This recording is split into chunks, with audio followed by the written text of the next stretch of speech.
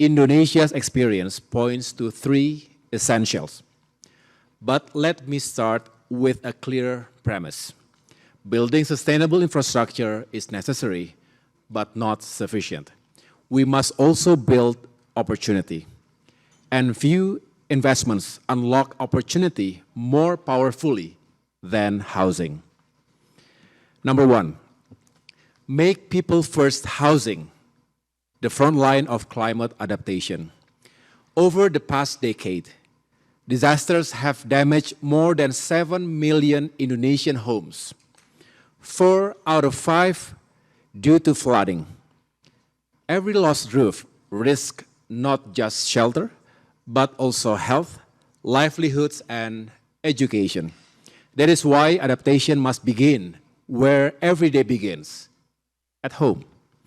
We are developing a national resilient housing roadmap that brings together flood-ready foundations, safer electrical systems, rain harvesting roofs, and nature-based buffers like mangrove belts.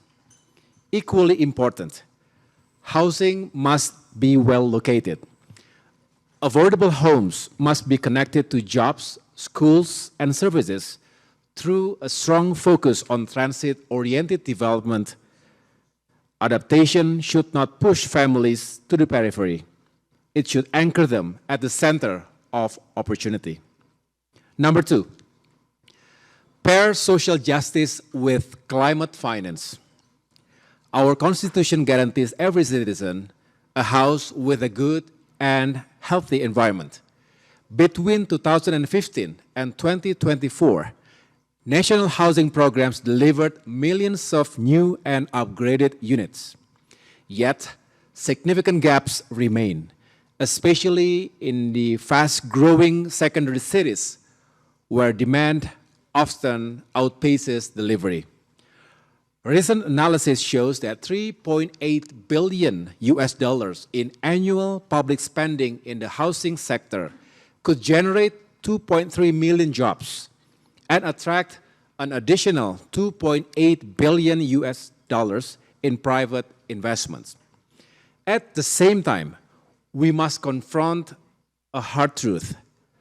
Those most vulnerable to climate risk are often the least able to access formal housing finance. Without targeted support, they remain excluded and exposed. To help close this gap, Indonesia is developing a housing resilience fund. This platform will blend national, provincial, and private resources. The fund will support green retrofit, microloans, inclusionary zoning incentives, and the use of resilient, locally sourced building materials. Its priority is clear: to reach the most vulnerable households and ensure that no one is left behind in the green transition. And last but not least, build alliances to scale what works.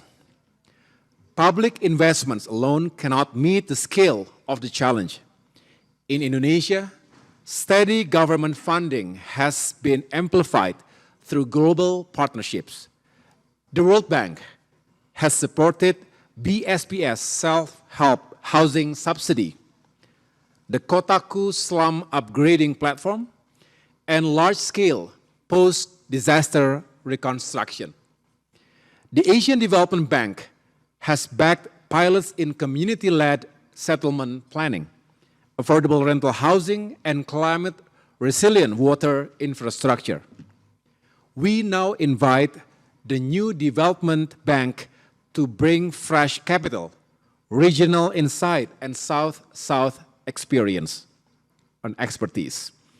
Across the BRICS, we have an opportunity to align subsidy frameworks, share digital toolkits, and establish common standards that reflect our commitments under the Paris Agreement, the SDGs, and the new urban agenda. In closing, housing must become more than shelter. It must be the front line of urban resilience and the foundation for inclusive growth. This is the core of the strategic urban agenda in a warming world.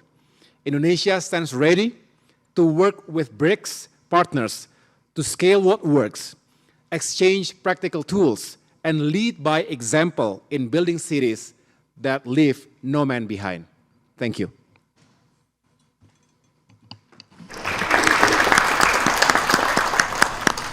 Download Tribun X sekarang. Menghadirkan lokal menjadi Indonesia.